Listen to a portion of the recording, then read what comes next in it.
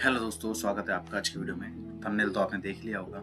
ये बाइनेंस का कुछ केवाईसी रीवेरिफिकेशन का क्लैरिफिकेशन चल रहा है। तो मैंने ट्विटर पे ट्वीट देखा था, उसके बाद उन्होंने अपना लिंक भी दिया था। मैंने उस पर क्लिक किया तो ये बाइनेंस के ही उस पर लेकर गया वेबसाइट पे। तो ये एक्चुअली में हो क्या रहा है, ये इंडिया में दोबारा से ई वेरिफिकेशन हो रही है दोबारा से अगेन। तो कुछ नोटिफिकेशन आ रहे हैं लोगों को, लेकिन कुछ लोगों का ऐसा कहना है कि उनका खाली ना ये पूछा जा रहा है, जैसे आप बाइनेंस अपना खोलते हैं ना फ़ोन में, तो वहाँ पर एक अलर्ट आ रहा है, उस पर आप ओके करेंगे तो वहाँ पर पूछा जा रहा है आपके एम्प्लॉयमेंट के बारे में। अगर आप फॉर एग्जांपल आप अपना एम्प्लॉयमेंट सिलेक्ट करते हैं, फिर वो पूछेगा आप किस कैटेगरी में, एग्रीकल्चर में, आईटी सेक्टर्स में है, सिविल में है, किस में है। वो पूछेगा, रेड में आपकी सैलरी पूछेगा और आप सबमिट करेंगे तो सबमिट हो जाएगा। ऐसा ही कुछ कहीं आ रहा है। वैसे ई मैंने केवाईसी प्रोसेस पूरा की पैन कार्ड और ये तो मेरे ख्याल से नहीं मांग रहा, हर जगह नहीं मांग रहा। या तो जिनके पहले से वेरीफाइड हैं उन लोगों से खाली फर्दर आगे की डिटेल्स इतनी ही ली जा रही है कि वो क्या करते हैं, किस विभाग में काम करते हैं, डिपार्टमेंट में काम करते हैं और उनका सालाना पैकेज कितने का है। और बाकी अगर किसी को ऐसा आ रहा है कि री केवाईसी का ऑप्शन आ रहा है तो वो री वेरिफिकेशन भी कर सकते हैं। तो इसमें कोई बड़ी बात नहीं है। शायद हो सकता है कि एफआईओ की गाइडलाइंस को लेकर, क्योंकि देखिए यहाँ पर लिखा है ना एंटी मनी लॉन्ड्रिंग जो है प्रोसेस है, जो इंडिया के यूजर है उनके लिए किया जा रहा है। और ये उनके लिए है कि जो पुराने हैं उनके लिए भी और जो नए हैं उनके लिए भी, तो ताकि वो पहचान सके। जैसे या हो सकता है पुराने किसी ने जैसे और किसी और के आईडी पे अकाउंट बना लिया हो कुछ हो, या हो सकता है टीडीएस की फैसिलिटी चालू करने के लिए हो कि भैया अगर राइट डॉक्यूमेंटेशन हो जाए तो उसके बाद प्रॉपर वे में उनका टीडीएस उनका डिडक्ट किया जा सके बाइनेंस के द्वारा। तो ये भी हो सकता है। तो इसी प्रोसेस को लेकर शायद केवाईसी करी जा रही है और जिसकी लास्ट डेट शायद 20 कल के दिया, लेकिन कोई कह रहा है कि उसमें किसी में एक्सटेंडेड भी दिखाया था कि 30 अप्रैल भी दिखाया था। तो इसलिए एक बार अपना बाइनेंस जरूर चेक कर लीजिएगा। अगर उसमें आपको ऐसा नोटिफिकेशन है कुछ आ रहा है तो उसे जरूर प्रोसीड कर लीजिए आगे के लिए। तो ये थी तो फाइनेंस रिलेटेड न्यूज़ थी। चलो अब वीडियो बना रहे हैं तो एक बार अब बात ही कर लेते हैं कि मार्केट में क्या चल रहा है। एक्चुअली में क्या है कि president Trump says he had nice conversation with China and it's going very good. कि प्रेसिडेंट ट्रम्प ने कन्वर्सेशन हुई उनके चाइना के जो पीएमएन के साथ और उनकी कन्वर्सेशन बहुत बढ़िया रही है। तो शायद हो सकता है कि अगर ये ट्रेड वॉर का ट्रेड टैरिफ वॉर का अगर एंड होगा तो उसके बाद हम मार्केट में अच्छी खासी एक बढ़ोतरी देख सकते हैं जिससे कि वो क्या कि प्राइस अच्छा खासा ऊपर जा सकता है। हाँ, लेकिन हम सभी चाहते हैं कि ट्रेड वॉर और टैरिफ वॉर का पक्का है तो जल्दी खत्म हो। नेक्स्ट न्यूज़ ये है कि White House says President Trump is studying whether he has the ability to fire chairperson जो है अपने जेरोमे पावेल, यानी कि वो स्टडिंग कर रहे हैं कि उनके पास एबिलिटी, उनके पास ये राइट है कि वो फेड के जो चेयरपर्सन है ये जेरोमे पावेल, उनको क्या ये फायर कर सकते हैं, निकाल सकते हैं उनके पद से, उन्हें हटा सकते हैं। तो ये बहुत बड़ी बात है। ऐसा उनका इसलिए कहना है क्योंकि जब इनका ये इंटरव्यू जो हुआ था वो हैप्पी नहीं है। मतलब आप सुने, इस पे वीडियो में प्ले कर देता हूँ मैं। He says he won't leave even if you ask him to.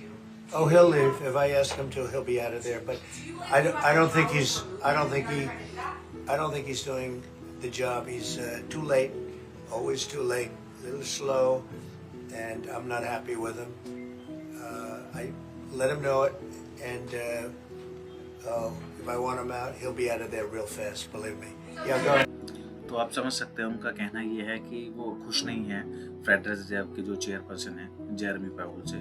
तो एक्चुअली में सीन ये इसलिए कहा जा रहा है क्योंकि देखिए ट्रम्प, जैसे आप हमारी वीडियो फॉलो करते हैं तो हमने पहले भी आपको बताया था कि ट्रम्प ने कोशिश ये करी थी कि रिसेशन की तरफ अमेरिका को लेके जा सके, जिससे कि क्या होगा, ऑल ओवर कंट्री में रिसेशन आ ही जाएगा और उससे क्या होगा, सिनेरियो बनेगा, इन्फ्लेशन कम होगा और टैरिफ और सब का संयोग इसलिए था कि मचाया था सारा का सारा सांग जो क्रिया इन्होंने करी थी वो इसलिए ही करी थी कि ताकि ये फेड से इंटरेस्ट रेट को कम करवा सके। और ये अभी जो कह रहे हैं कि उससे खुश नहीं है, वो इसीलिए खुश नहीं है क्योंकि उनका ये मानना है कि अभी तक इतने सिनेरियो हो जाने के बाद उनको एक रेट कट की मतलब एक न्यूज़ दे देनी चाहिए थी या रेट कट कर देना चाहिए था इमरजेंसी मीटिंग करके।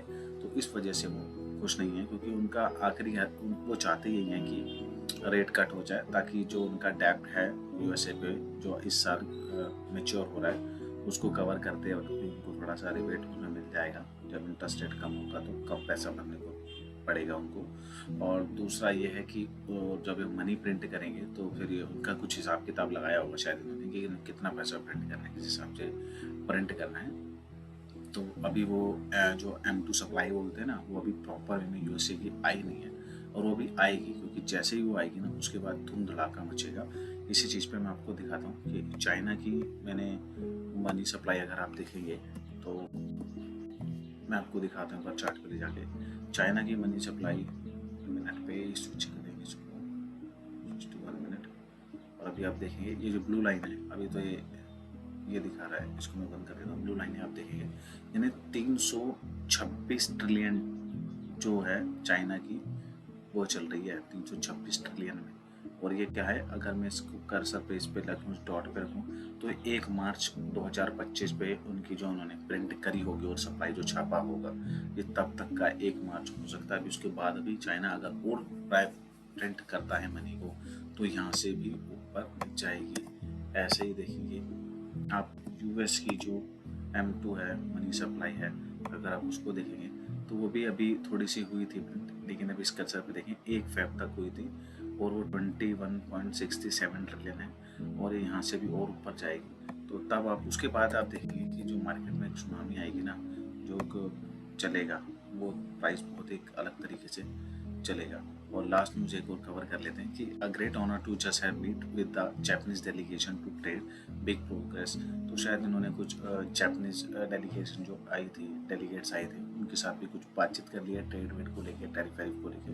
तो चलिए वहाँ पर भी इनकी साठ गांठ अच्छी बैठ गई है, चाहे जापान इनके आगे झुका हो, चाहे उल्टा यही जापान के आगे झुकी होगी। अंदर की बातें तो कभी किसी को पता लगती नहीं है।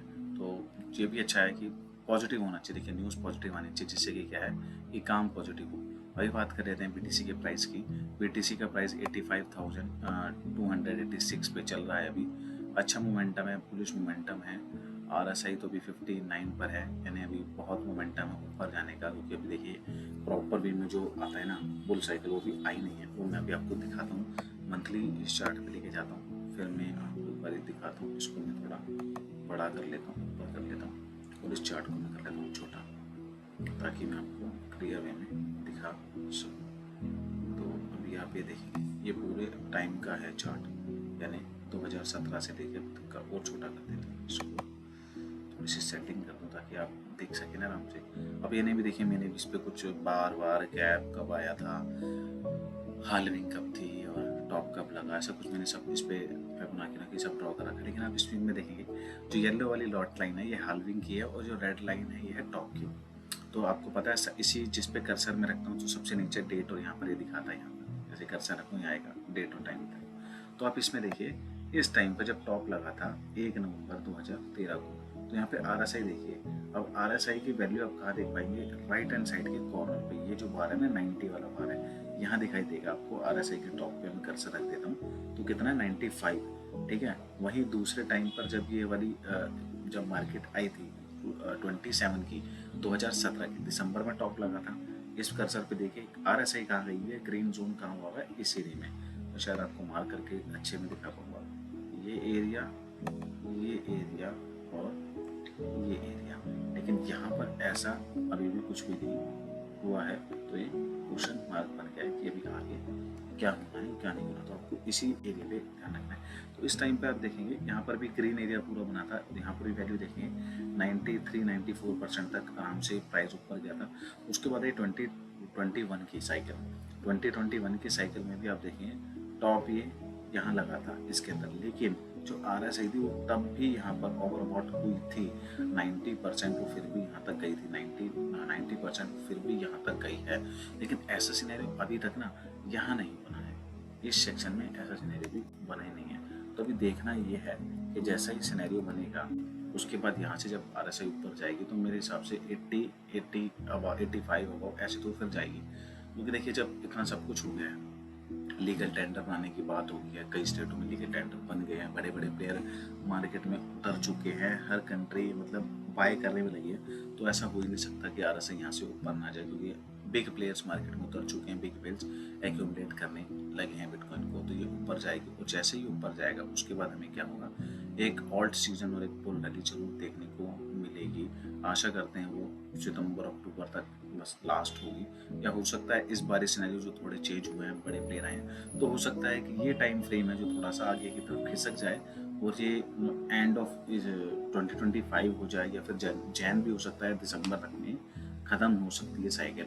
बस क्योंकि देखिए दोस्तों, पता यही नहीं चलता कि साइकिल एंड कब हो रही है, स्टार्ट एकदम से होगी। क्योंकि देखिए जैसे मैंने आपको बताया था ना, BTC का डोमिनेंस वाला चार्ट मैंने बताया था, क्योंकि जैसे ही वहाँ पर सिनेरियो क्या बनेगा, मैं इसको छोटा कर देता हूँ ताकि आपको देखने में आसान। जैसे यहाँ पर सिनेरियो बनेगा ये पुराने वाला, देखिए 17 में बना था, जैसे डोमिनेंस नीचे गिरी, ऑल्ट कॉइन्स भागने लगे गोली की तरह। 2021 में भी क्या हुआ, जैसे ही ऑल्ट कॉइन नीचे गिरे भैया भागने लगे। लेकिन अभी ना यहाँ पर ऐसा सिनेरियो बना ही नहीं है। आप कैसा सिनेरियो की बात करो, ये देखिए पूरा रेड कैंडल्स बनी, ये बुल साइकिल में पूरी रेड कैंडल थी, लेकिन यहाँ पर अभी तक ऐसी रेड कैंडल बनी ही नहीं है नीचे की तरफ। इस वाले सेक्शन में आपको देखेंगे 2 3 4 ऐसी कोई भी कैंडल नहीं दिख रही है। तो जैसे ये बनेगी उसी टाइम पर ऑल्ट सीजन आएगा, मार्केट जाएगी, 2-3 महीने मिलेंगे खाली। देखिए इस टाइम पर भी क्या हुआ था, ये जनवरी था, फरवरी, मार्च, अप्रैल, 4 महीने में क्या हुआ, चौथे महीने के तो शायद फर्स्ट वीक में ही काम हो गया था। 3 से 4 महीने एकदम से ऐसे आएंगे ना, उसी में मार्केट सीधा ऑल्ट कॉइन्स होंगे बूम मचाएंगे और उस टाइम पे एग्जिट करने का। लेकिन वो कब आएगा उसका पता थोड़ा डोमिनेंस के चार्ट को देख कर ही पता लगेगा। जब ऐसी बड़ी बड़ी रेड कैंडल्स आएगी तो आप सतर्क हो जाइएगा। 1 2 3 कैंडल बनने के बाद आप पे निर्भर करता है कि आप कितने पर एग्जिट करना चाहते हैं। क्योंकि देखिए हम कोई आपको फाइनेंशियल एडवाइस नहीं देते हैं। हाँ, एक जो प्रीवियस देखा गया है मार्केट के अंदर उसके हिसाब से मैं आपको बता रहा हूँ। हाँ, अगर आप अच्छे टाइम पे क्विट कर जाएंगे, एग्जिट कर जाएंगे, अपना प्रॉफिट बुक कर लेंगे तो आपके लिए अच्छा रहेगा। नहीं तो फिर से क्या होगा, अगेन आप एक बियर ट्रैप में फंस जाएंगे और अगर दोबारा से बियर साइकिल चलेगी तो आपको फिर हॉल्ट करना पड़ेगा अगले 4 साल के लिए। और जाते जाते एक दो न्यूज़, हाँ गुड न्यूज़ एक ये भी है कि काफ़ी कंट्रियों ने जैसे ना ट्रेड बना लिया अपने साथ, क्योंकि आपको पता है टैरिफ लग के इतना सब कुछ हो गया है। तो जैसे बहुत ज़्यादा इम्पैक्ट ना पड़े, जैसे USA से ट्रेड कर रहे हैं तो यूरोपियन यूनियन और UAE ने भी एक अपने जो ट्रेड है उसके ऊपर बात करी है कि वो आपस में जो कर सकते हैं सहूलियत एक दूसरे को दे सकते हैं। चाहे वो चाइना इंडिया से भी बात हो रही है कि चाइना चाहे तो कुछ माल जैसे इंडिया से लेना चाहता है जो इंडिया उसे दे सकता है, तो उस पर कुछ डेफिशिएट करके उन्हें काम करा जा सकता है। और जाते जाते एक थोड़ी खराब न्यूज़ है कि सुप्रीम कोर्ट के डिसीजन जो था वजीर एक्स को लेकर, जो वजीर का हैक हुआ था उस पर जो कोर्ट केस चल रहा था वो उसको उन्होंने डिसमिस कर दिया है। और ये बहुत बड़ी बात है क्योंकि रिजेक्ट कर देना ना अब पिटीशन को बहुत बड़ी बात होती है। 16 अप्रैल को था वो सुप्रीम कोर्ट ने रिजेक्ट कर दिया पिटीशन। 54 जो लोग थे जिन्होंने हिम्मत दिखाई थी या फिर एक अपने सारे मिलकर वजीर एक्स के खिलाफ उन्होंने एक स्टेप उठाया था कि देखिए गवर्नमेंट कोई ना कोई टैक्स हो चाहिए, हाँ टैक्स चाहिए, TDS चाहिए, फ्लैट है कि आप इतना कमाएंगे इतना दे दो, ये कर दो। तो गवर्नमेंट एक्शन क्यों लेती? और यार आप माना रूल्स या कुछ ना, बंदे को बिठाकर पूछ तो सकते हैं भैया क्या है क्या नहीं है। अगर अभी आतंकवादी उठाना हो या किसी बड़े बंदे को छुड़वाना हो तो भी तो एम्बेसी से बात करती है ना। तो फिर भैया आप भी इस बंदे को पकड़ कर यानी एक पूछ सकते हैं, बात तो कर ही सकते हैं ना। है तो अभी इंडियन पर्सन ही, ऐसा तो है नहीं कि भाग गया यहाँ से, सिटीजनशिप भी छोड़ चुका है पूरी। तो आप कम से कम इसे पकड़ कर बैठा कर थोड़ा प्रेशराइज करके पूछ तो सकते हैं कि क्या है क्या नहीं है। तो लोग बहुत मायूस है जिनका पैसा वजीर एक्स में फंसा हुआ है। हम आशा यही करेंगे और प्रार्थना यही रहेगी कि जो लोगों का पैसा फंसा हुआ है वो जल्दी से जल्दी, जैसा निश्चल ने कहा है कि वो जल्दी से जल्दी इसको वापस करेंगे कैसे भी करके। मतलब जो जो उन्होंने स्कीमें लगाई है कि 85% अभी मिलेगा, 25% तब मिलेगा, और नए वाले जो अपना नया एक्सचेंज बनाएंगे डिसेंट्रलाइज एक्सचेंज, उसमें भी कुछ कॉइन्स शायद वो देना चाहते हैं। तो अगर दे देंगे तो सही रहेगा, लोगों का भला हो जाएगा क्योंकि लोगों ने काफ़ी टाइम से अपना पैसा उसके अंदर हार्ड मनी इन्वेस्ट करके रखा है। तो मैं चाहूँगा दोस्तों ये थी आज की वीडियो। आप इस वीडियो पे दबा के लाइक कीजिए, दबा के, क्योंकि देखिए लाइक की कमी रह जाती है। सब्सक्राइब कर लीजिए चैनल को अगर आपने नहीं किया। अगर आपके घर पे 2-4 मेंबर्स फ़ोन है तो उनके फ़ोन से भी सब्सक्राइब कर दीजिए।